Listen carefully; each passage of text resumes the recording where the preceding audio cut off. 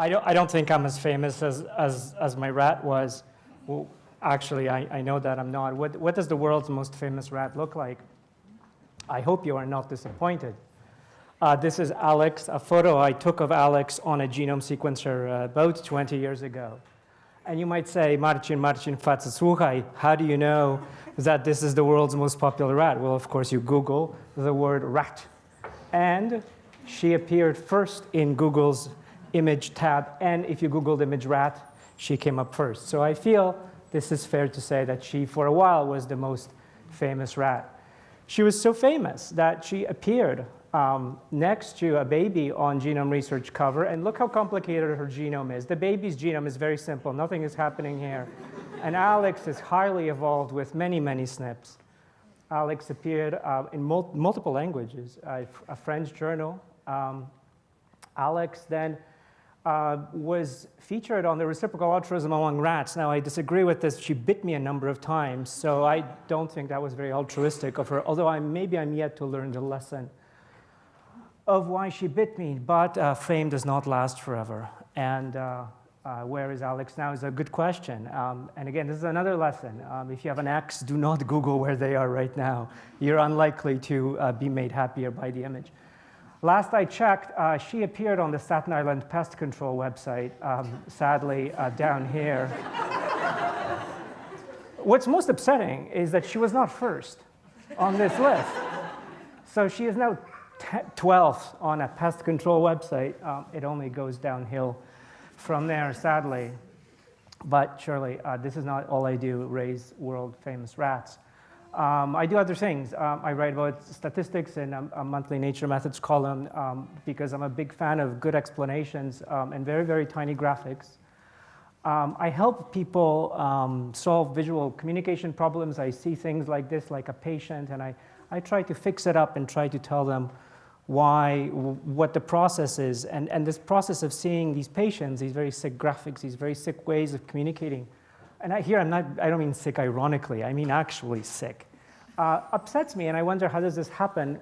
Somebody begins to draw a figure, they draw 2 lines, good start, then they go off to get a cup of coffee. Meanwhile, surely cats must be falling on the keyboard, and then they come back and they go, well, I guess it's done, oh well. I'm busy on to doing science, and so I have my own theory that this cat, so I got some cats, we throw some cats on the keyboard, we get this other cat that's really good with alignment, the Gestalt rat cat, and you can make better graphics just by thinking about layering things. One of the things that I sometimes get called to do is make covers for journals and other things, and this is a very, very fun process. And sometimes it goes like this. Somebody comes to you and says, oh, can you make a cover? I go, all right, send me graphics. And send me stuff that you have related to the paper, and we'll take a look. So they send me something like this. And it's like, I love it. I love it. It feeds all my morbid instincts. It's fantastic. But if I were to use that on a graphic, I would get this. Now, don't laugh, because this would not necessarily be an ugly journal graphic. This is better than that, and this is real, so could do it. Usually I say, well, all right, we're not going to be able to use the defunct, distressed embryos. Could you have something else? They send me stuff like this, and I could use that. I could really use this. This looks great, but if I use it, I'm going to wind up with that. So then I see this, and I am brought back to where I learned my English. I learned my English off the original Star Trek episodes when I immigrated to Canada. So I'm not sure which of the characters I speak most like, probably Chekhov. So I thought of Star Trek right away. So let's make biology look like astrophysics, because fundamentally I'm a physicist, I'm not a biologist. Biology terrifies me. So we begin with an image. All of this is basically fluorescence microscopy of space. Space is on fire. There's sun, there's heat. We drop this cross-section of a mouse vein in there that is fluorescing different proteins, and it winds up being on the cover. And it's great. And nobody ever says, oh, you know, that's not what biology looks like. No, it's great. Fooled everybody. Everybody thought this was an astrophysics journal. Popular science communication is really important, and when it's not done right, it can be downright upsetting. And if you're wondering who's on the lookout for these kinds of popular science incorrectness, I am. I am always on the lookout. In fact, right now, I probably should really be on the lookout for it. You might have seen this movie. If you have, shame on you. Creation Lab. They tell you how to make a dinosaur. Fair enough, right? So you go there, you extract the DNA. Great. Wow. You sequence. Already a problem. And it's only step number 2. This man is holding up what looks like to be a CPU. This is not, so you don't compute by looking at the chip. What should have been there? A man cleaning a flow cell. Because it can't be clean enough. We're cleaning it. This is what it should look like. That's real science. And his face is blurry because we don't care about who he is. We care about the sequence. You assemble the genome. My interest is piqued because I made this software, and so it's a Triceratops, all right, fair enough. You assemble it, you put in a hatchery, and then you hope for the best, right? Now, sometimes, though, you might have made a mistake, or maybe you lied to yourself, or somebody lied to you, and what you get is not what you expected. What's going on? Why is it? Do you remember that picture there? Well, what genome is that? That's the corn genome from the corn paper. Seriously. I'm like, I know that image. I helped create this. This monstrosity is now being used to make people's lives miserable, like mine.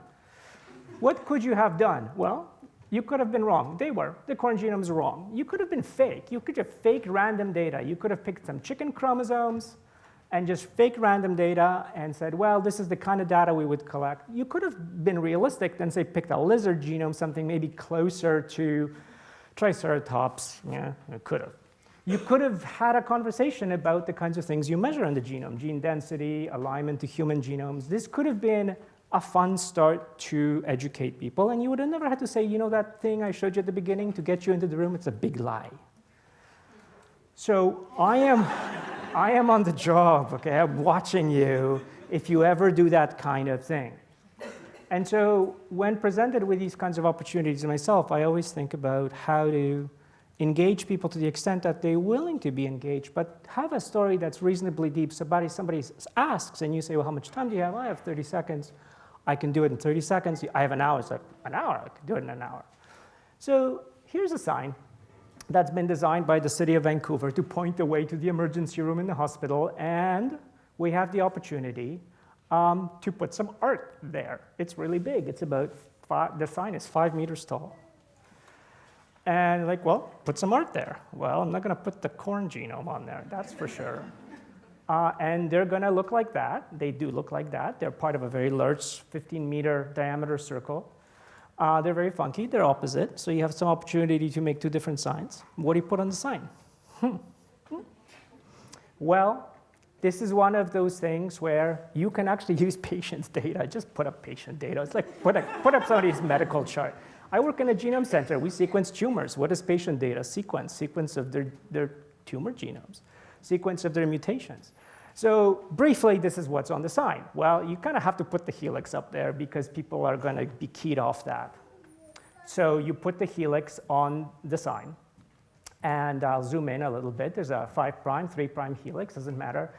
Along that helix, using, say, graphical codes like this, so an A is this, a double A is like this, a triple A is like that. Here's some sequence. You put the genome of, say, of the sequence of some important gene, say P53, right? Some cell regulatory gene, a very important gene, kind of the guardian of the genome gene. So along the helix is that gene, and everywhere else you run the sequence of genes from patients that have been sequenced, and where it intersects with the helix is where that gene has a mutation in the patient that is potentially related to their disease in some way. And if you look along the first name, the first letters of those genes, they are very long. There's 92 rows or so. And if you take out all the other letters, it spells out BC cancer microscopic genus. Pretty cool. It's an Easter egg. Nobody will find it because they would have to decode the sequence. Nobody does that. The sign lights up at night. So it has quite a different personality. This is kind of what it looks like close up, and here's where the mutation of the particular gene in that row is overlapping with the helix. And so when people drive past this sign, right, they're hoping, well, I didn't have to go to the hospital today, that's a good thing. Or they might be thinking, well, maybe that was a good visit. Or they might be thinking, I wonder what that is. Or they might be thinking, oh, that's a helix. Or whatever they might be thinking. And the sign gives them an opportunity to think to whatever level that they care about. But they likely don't realize that I'm actually looking at patient data. The challenge in this sign is that this sign will be up there for 20 years, or, well, as long as possible. And so what is relevant in 20 years? The genome will still be relevant. This will come back on. The mutations will still be relevant. Our goal will still be to figure those out as quickly as possible. Now, I have to tell you that I spent a lot of time worrying about whether the helix was left-handed or right-handed, and that I had somehow made this horrible mistake, like the Turks did, of putting the left-handed DNA helix on their money. And I kept thinking, no, it's right. And I kept looking at it, no, it's right. And then I look away, and in my mind, I would think it's left again, and I would look. So it's very easy to make that mistake. The signs actually have a relationship between each other that is fairly complicated in terms of the symmetry. That kind of a public interface and a public exposure to science is very, very important. It's been brought up before. And part of that is creating good metaphors that are true, poetic, and deep at the same time. And Fineman has come up several times, and here is one of the best, shortest, so value per word, metaphors that I know. It is both true. This is true. The metaphor in itself is a metaphor. It's amazing. It's got a metaphor inside it.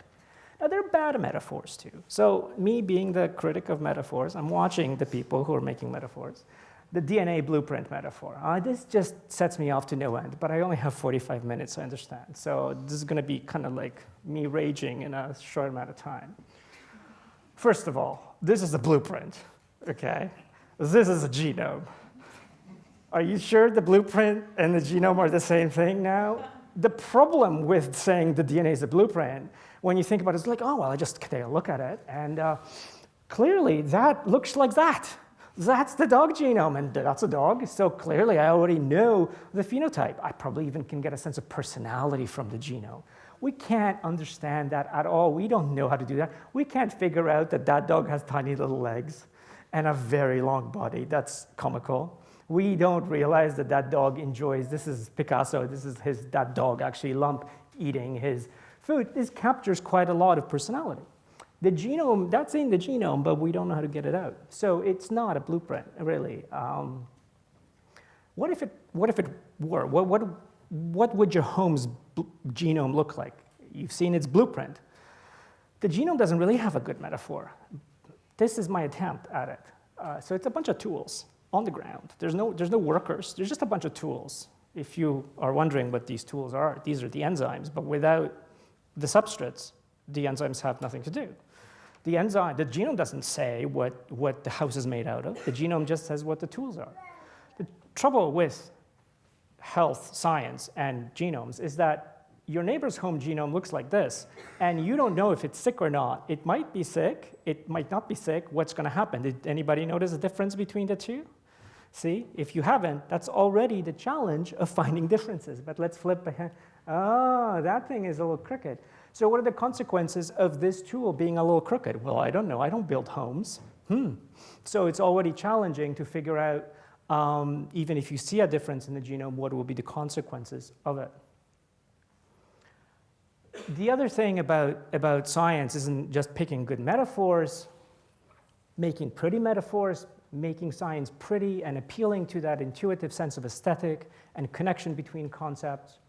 So sometimes I make art for exhibits like this, beautiful science exhibit, and I thought, oh, it's great. This is going to be great. They're celebrating lots of visualizations in biology. They have first edition of Darwin's Origin of Species. Let's talk about relationships of genomes between animals that branched off the tree, various years. So we have a chimp, we have a dog, we have, of course, a platypus, a chicken, and an opossum, I think. It's either that or it's a small panda in a tree. I don't remember. And each of these panels shows the relationship between each of the human chromosomes to the animal. Good dog. And of course, there's an interpretive panel that talks about how we measure these kinds of things, how we assemble genomes. You have the phylogenetic tree. See, the chicken is the early dinosaur, branched off from us 300 years ago. And that's why we still eat it. But we don't eat things that are more related to us, which is probably good. Good enough. It's fair. It's colorful. It's pretty. It doesn't lie. It's a lot of data. It's filtered down. Well, okay. Let's start the haters. So at the very day, the same place, so Anne goes up and, basically rips me a new one. Well, they corrupt the underlying message. The data are communicating, clean it. It's too beautiful. It's too beautiful. And so the idea is that if it's too beautiful, if I pick the right font, what I'm trying to do is sneak a fast one by you and tell you some non-factual, untruthful things. But if I pick the ugliest font in the world, then surely what I should must be correct. I mean, it's ugly. It's got to be science. Well, here's the world's ugliest science slide. Objectively speaking, the same way that Alex is the world's most famous rat is the ugliest slide. The Higgs boson discovery. Huh? We heard about that, the signal, the 5 sigma signal. There it is. And here's another ugly slide.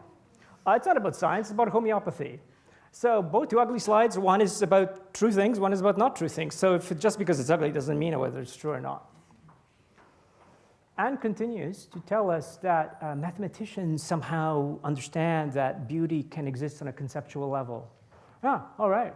Good luck explaining that to people. I can show you this, and you're like, yeah, that's quite pretty, that's beautiful, and I didn't really need an undergraduate math training to do it. If I show you this, which is objectively the most beautiful math equation in the world, you're like, yeah, next slide, please. So how do we approach showing beautiful mathematics and not hitting people over the head too much with the rigor of it, but not lose the rigor? So every year, I do Pi Day art on Pi Day. This is pi. But what you should be quite interested in is the fact that this series of digits ends in 6 nines. That's the Fineman point.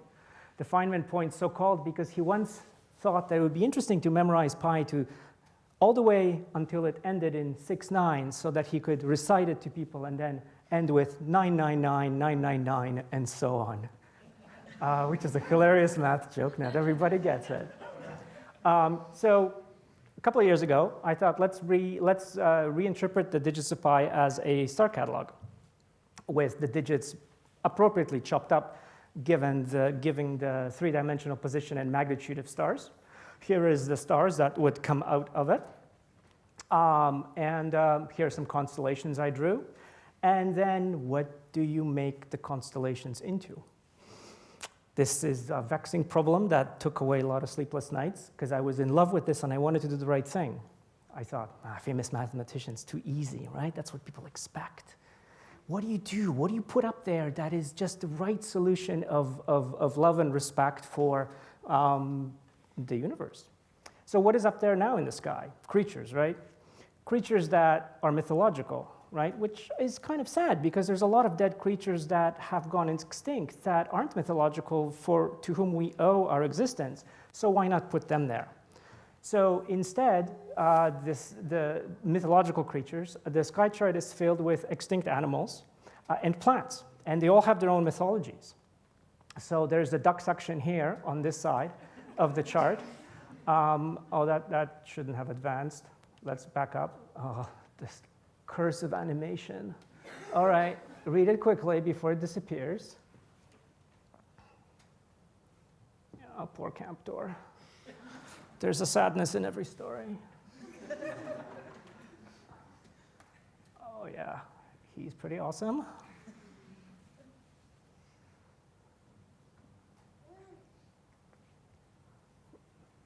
Again, deep sadness. This is the Rhodocecus diaspora, really never returning to the sea. Tecopa. Over here, we have the king lizard.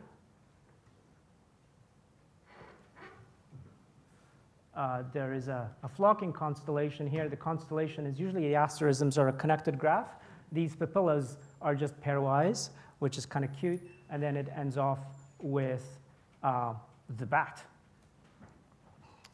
Everybody's trying to get out of this map. And every constellation is presented to you the way that it would be on an authentic star atlas. All the stars have coordinates, magnitudes, and again, you get some background on the animal, in this case, the thylacine. If you have seen this movie, it's fantastic. It's really worth watching. So this idea of bringing, pi, kind of making it pretty, these are really ironic pattern finding. There are no patterns in pi. All patterns exist in pi because pi goes on to infinity, right? It's an infinite number of digits. And so this brings me to this next math story in collaboration with Max Cooper and trying to bring infinity to people. Just released is his album, Yearning for the Infinite. And I worked on a couple of tracks with him on this album. And one of them that I want to talk to you about is the one about infinity. And the entire album actually addresses this idea of mathematics and infinity, and the connection between those concepts, kind of with our human existence, our search for meaning, our awareness of the fact that we're very, very limited in all sorts of different ways. This was shown in the Barbican a couple of months ago, and this was a really grand AV show in the sense that there were 8 projection screens. So what you're seeing here is you're seeing the side of the Barbican, the audience sits here, there's a gauze screen, imagine there's a gauze screen right here, and there's a projection of the main video on the gauze screen. And this is what it might look like if you were watching through the gauze screen. You'd be seeing Max, who would be over here with his laptop and the equipment. There would be a screen behind him. There would be a screen on either side of him. So you were basically surrounded by all these numbers. Now, when I say infinity, I don't mean this infinity. This is a little number. This is a tiny little infinity. We don't want to talk about it. We are talking about a different kind of infinity. So you show up at this hotel. This is a special hotel. It's Hilbert's Grand Hotel. It's a very fancy hotel. One of its wonderful features is an infinite number of rooms, which is great. Problem is that they're full, which is sad. However, don't worry, because you just didn't understand what that really meant.